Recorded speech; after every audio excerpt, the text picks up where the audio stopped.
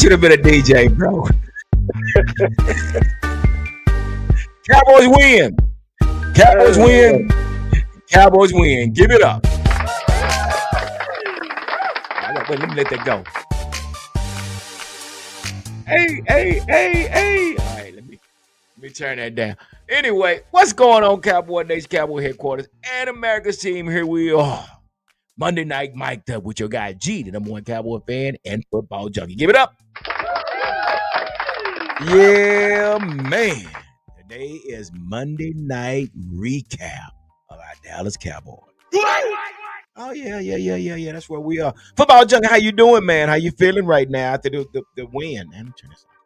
Man, I'm feeling good, man. After the win is a win. Take it how it comes. You know what I'm saying? Uh, you know, everybody will take it how they come when it comes to the Cowboys. If we at full strength or if we beat up, they gonna take a win. How win? We beat the Cowboys. That's all. Bottom line is we beat the Cowboys. Oh, But we successfully beat the Washington Commanders. We are pretty much in the thick of things again in the division wise, and so I mean everybody's pretty much jockeying for position in the division, man. yeah. Everybody. Yeah, we just moved up to a quick second place, just that quick. Give it up. I mean, it's still wide open, man. I mean, let's get right on to the stat. But before we get started, I always got to do this, man. Give a big shout out to all the followers and the subscribers of this channel, man. Being a part of the Cowboy Huddle podcast. Again, like we always say, without you guys, this is absolutely impossible. So we thank you once more again for everybody and all the content creators that come on and help support the channel. We appreciate y'all as well. And all the folks over at TikTok Huddle, Cowboys Huddle. I've been rocking with them as well. I gotta give a big old shout out to this one guy I met, man. He's from Tennessee, has family in Cedar Hill, Okay. and he's a Packer fan. Oh boy. Oh boy. I hope you see this video. John Cooper. I met John Cooper on TikTok on the Cowboy Huddle. We did a live yesterday, man. He was on there just, coming at our Cowboys. So I just asked him a question. I said, well, man, when do the Packers play? He talking about, I don't know. He a Packers fan? He don't know what time the Packers come on? You ought to be Oh, ashamed of yourself, sir. Huh? oh yeah. You ought to be ashamed of yourself, sir. Yeah, Whoever you are, yeah. wherever you is, you ought to be Guess what? ashamed of yourself. Guess what he told me though? He said, wait a minute. He got off and went to go look to find Oh, out what time they.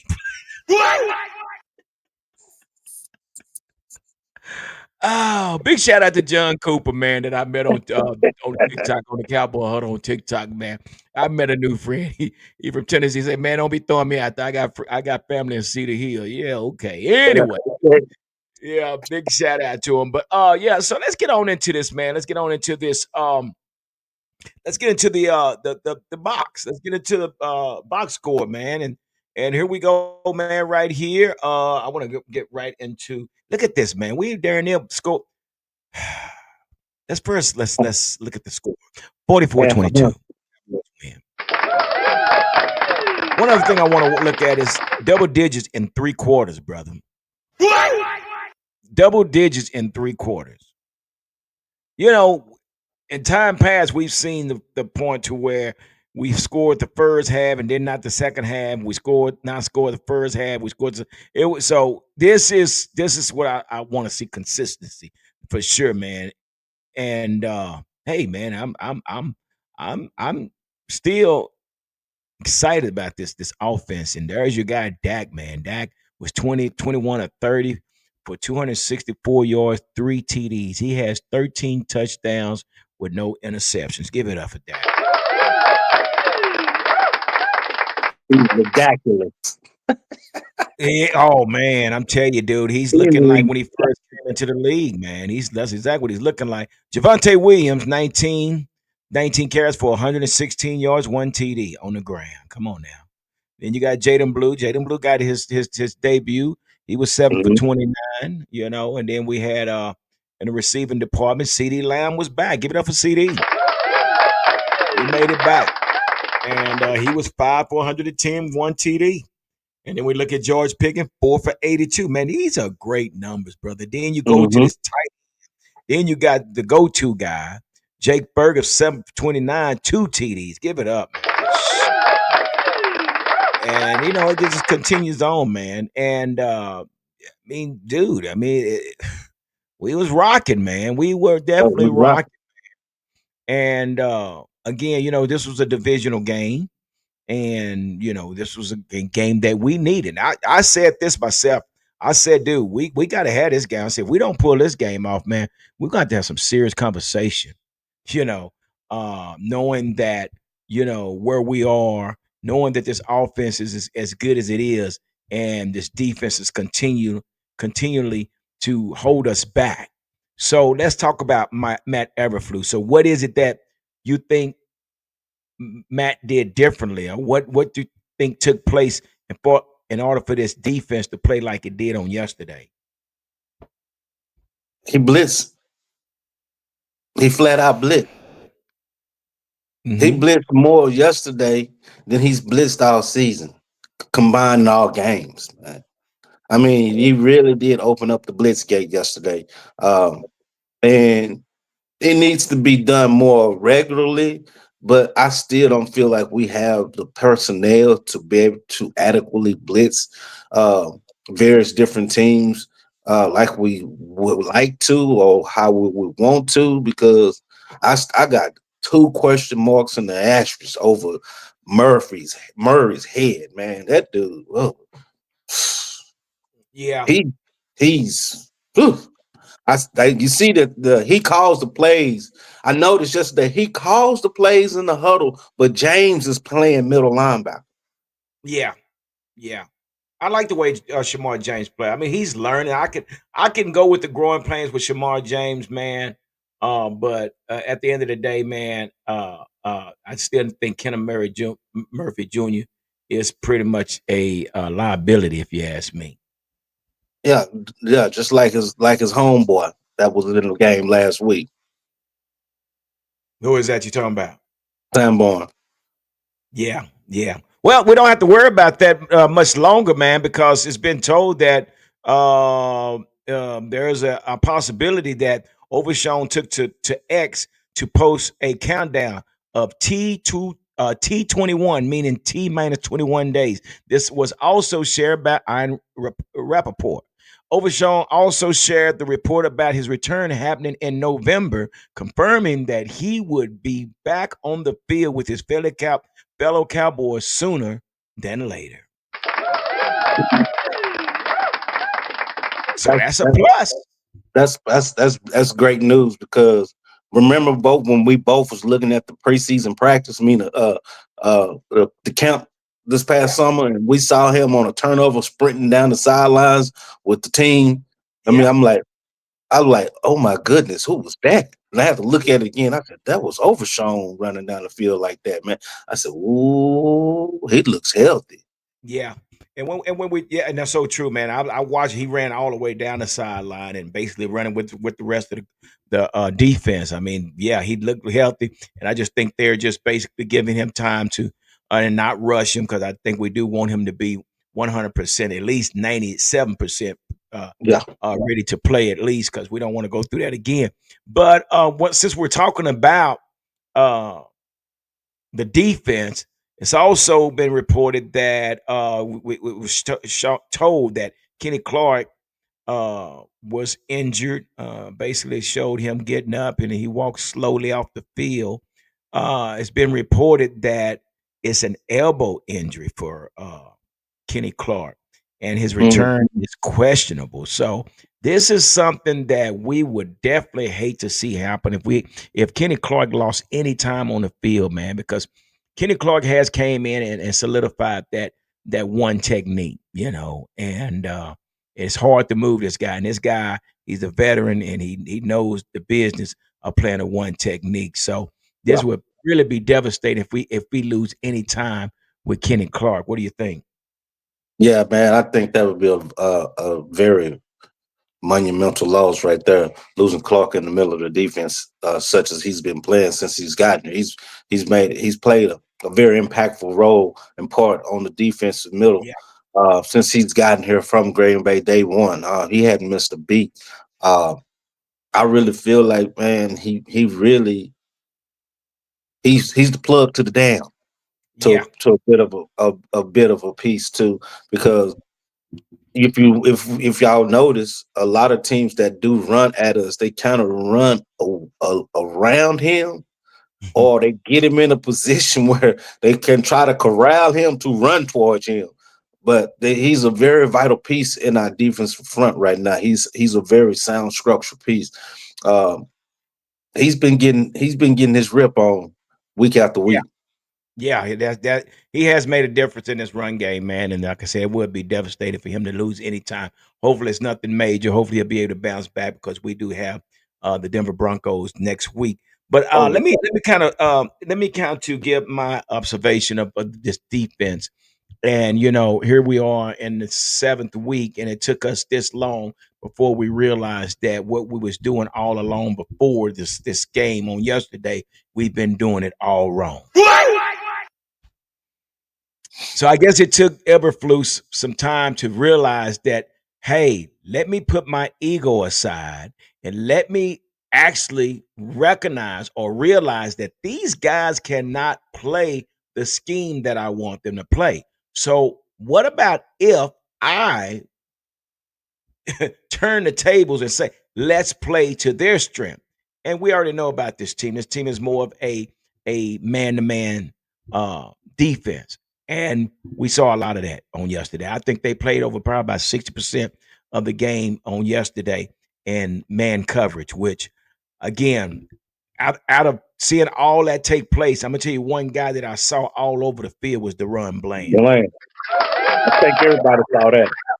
Deron Bland was all over the field, and he come up with a big pick six. But then also with this defense, we got two takeaways, and we got uh uh no, we got two turnovers. We got two Hmm. turnovers, and we got four sacks. So that's saying Hmm. something about the defense. So hopefully, Mike Everflus has realized that I have to play to these guys' strength, and it looks like it will be more playing the man to man with a percentage of zone, but we have to mix this up. But also, I want to say this here as well. Uh, I like the idea that Marquise Bell was on the field. Yeah, yeah. You saw Mar- Bridges too, the rookie. Man, so is this that's is he a rookie? He's a rookie. No, he's a rookie. And man, he's I'm not he did familiar with him. yeah, he I'm, looked pretty good. he looked pretty good. I'm not too familiar with him. I guess he's undrafted. Well, he come from Oregon. He worked he played for Oregon, and then he went to Florida. Okay, He did have something up on him, but yeah, but yeah, his name is Tiki. I'm gonna tell you who he is. But let me see, where is he at?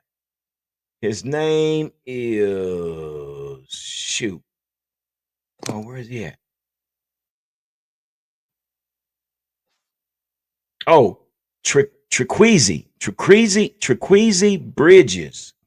right. He's from Oregon, played Florida. Yeah, 2025. He's 2'6'2", age 25, 200 pounds. Man, this kid, I mean, he Big. look. I'm like, who is this Bridges kid? But I don't know. He stepped in for Trayvon Diggs, man. Yeah, sure did. So it wasn't a bad fit for him. I mean, like I say, he did good. But like I said, I'm with Matt running this defense the way he did, man. I think hopefully we have figured out how to balance the team, because that's exactly what we need, because we know what this offense is about. But if we still talking about this defense, but the defense definitely did a lot better than what we expected. And we do Yeah. have to say that they did have three of their receivers out. Okay. Hmm. And Yeah. I know you was mentioning something about that, about the receivers, and you wasn't really too impressed, right? No, I went to a place because the only real threat that we had was from Ertz, and then McCaffrey, whatever his name, McCarthy, McCaffrey. uh, McCaffrey. McCaffrey. Uh, those guys are quality receivers, tight end. Uh,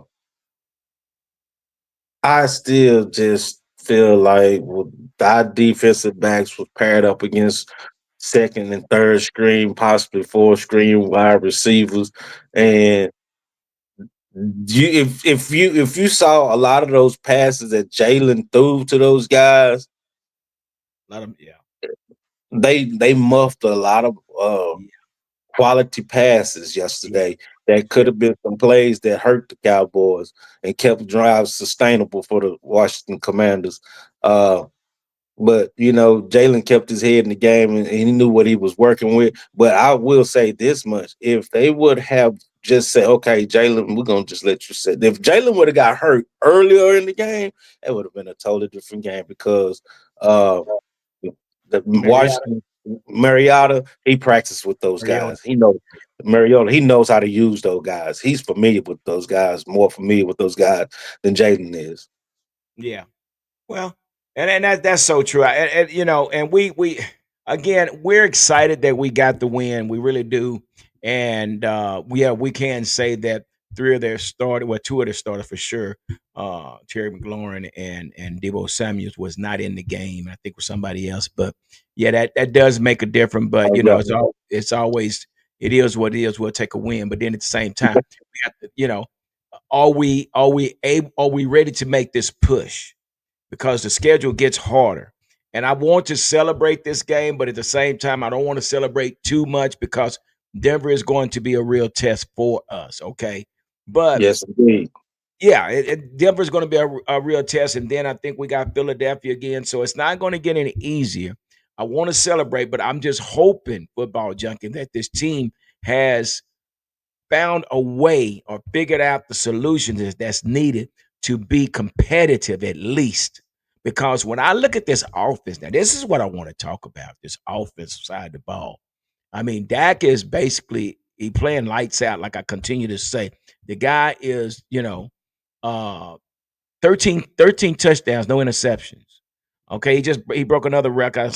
This is just something I can't remember, but he's broken a record. I'm not gonna. I have to do some more research, but something he broke or he tied with Tony Romo. I can't remember what it was. But now, when I talk about this offense, and I'm going to take you back, we saw C.D. Lamb. C.D. Lamb, you know, ran deep, wide open, scored. We saw George Pickens. George Pickens open all day. Okay. Then we Oh, saw Jake. Yeah, then we saw Jake Ferguson.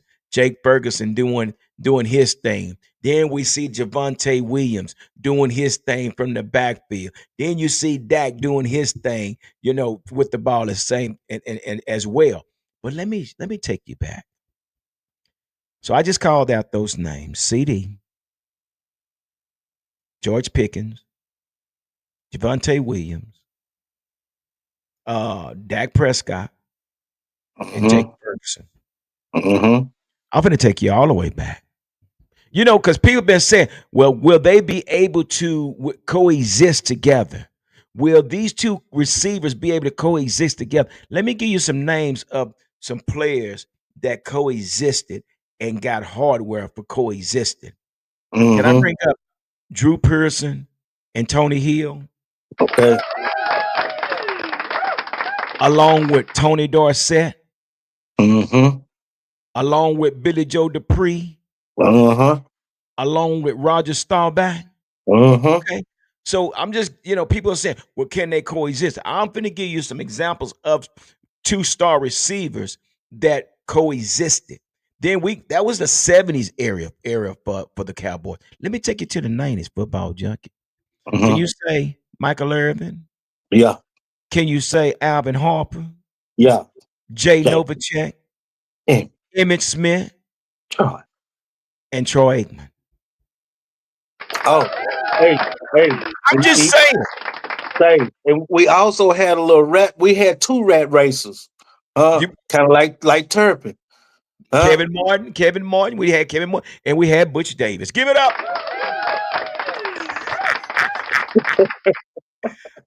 Hey, this Yeah. next duo could make a major impact. So people get off the gas about can they coexist. I They just can gave go. you examples of two great uh two eras of two receivers coexisting together.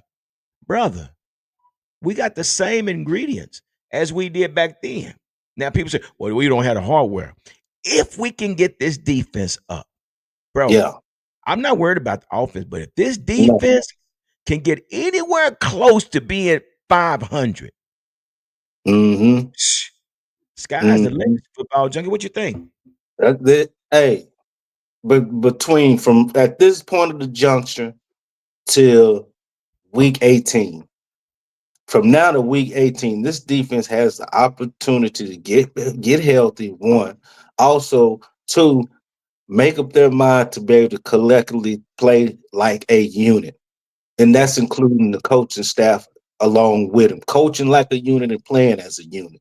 It goes hand in foot. They get whatever nuances they got going on with this thinking, with Eberflus and his player personnel on the defense. Get this stuff rectified and squared away, and let's get on our market set go. Because the league, it's wide open. It's anybody race right now. I'm talking about from the AFC to the NFC. I have never seen it this wide open, man. Yeah. It's always been some teams that's been solidified, bona fide, D top components on the AFC and on the NFC. Right now, there is nobody that's head and shoulders above the rest in neither conference, man. Nobody. Nobody. The sleeping giant woke up a couple of weeks ago, but Mhm. They there's still in the still rat race. nobody. They It's still in still the a rat rat race. race. Yeah. So it's any team's game, It's any man's game. anybody. Yeah. So again, we have to now. This is where we got to make the push. Cowboys gonna have to Exactly. make a push. We cannot, we cannot take this win because, again, it was Washington. Washington, they just Washington is Washington. And I said this was gonna happen with our run game. I said that they run a high percentage of nickel personnel, and all we was gonna do is release our men downfield and put a body on those linebackers, and Javante was gonna go off to the races. And that's exactly what they did. I knew that was gonna happen. But not everybody comes with this type of defense. So again, it's about the strategy that we come up with. It's about the preparation. It's about the analytics that we come up with. I'm not worried about this offense, but there's definitely this defense, It's and I wouldn't be defense. surprised. I wouldn't be surprised if Denver tried to come with the same scheme that Carolina Panthers came with. So I don't know if they are built like the Carolina Panthers, but it's something that we have to make this push from this day forward, man, because again, with this offense and these duos that we got, George Pickens and CeeDee Lamb, Jake Ferguson, Judge Vontae, man, it's balanced in that. The offense is balanced. It is balanced. Well So balanced. here we are, man. We're gonna enjoy this win. We're gonna enjoy this win, and we're gonna see what happens come next Sunday at 3:30, man. So um yeah, so I'm enjoying the win, football junkie, but I'm not gonna get excited. Okay. Right, right, right. Right. I dig what you're saying. I'm not gonna get excited neither, man, because like you say, this defense is the thorn in our side right now. It's a thorn in our side. So true. Thorn in our side, real seriously. Like, and I'm thinking and speaking on the Denver's approach of the game this weekend. I think about Denver and the aspect of this guy, this quarterback they have, man. He's a finesse. Bo Nix. Bo's a finesse, man, And he will run that rock too. with no problem.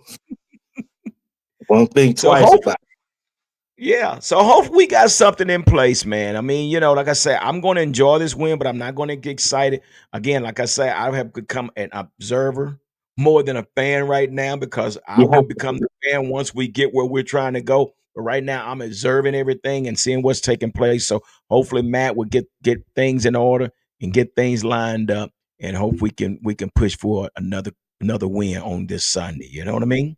That's for real, man. Matt Eberflus is keeping a lot of people from getting their popcorn ready, man. Yeah, man. Yeah. He's So keeping a lot of people from getting that popcorn ready. He needs to come on and pipe it up. He needs to go and hype yeah, it up, get real yeah, with it, man. yeah. Because it's a sense of urgency now. We at the part of the season, we're at the middle part of the season where everything. Everybody's supposed to be about their business right now. Because this can make Everybody. you or break you, brother. We're at Yeah, that point where it can make you or break you. So we need at least the next 3 games in the yeah, bag. We need the next three games in the bag to at least be relevant. We can't yeah. we can't we can't play this seesaw up and down type of football. We got to be consistent, like Schottenheimer said, and we got to be aggressive. Yeah, So very, very. all right, brother. I appreciate you coming on, man. But we just want to share what was going on with our Cowboys and do a quick recap of the Cowboys versus Commanders. Cowboys win 44-22.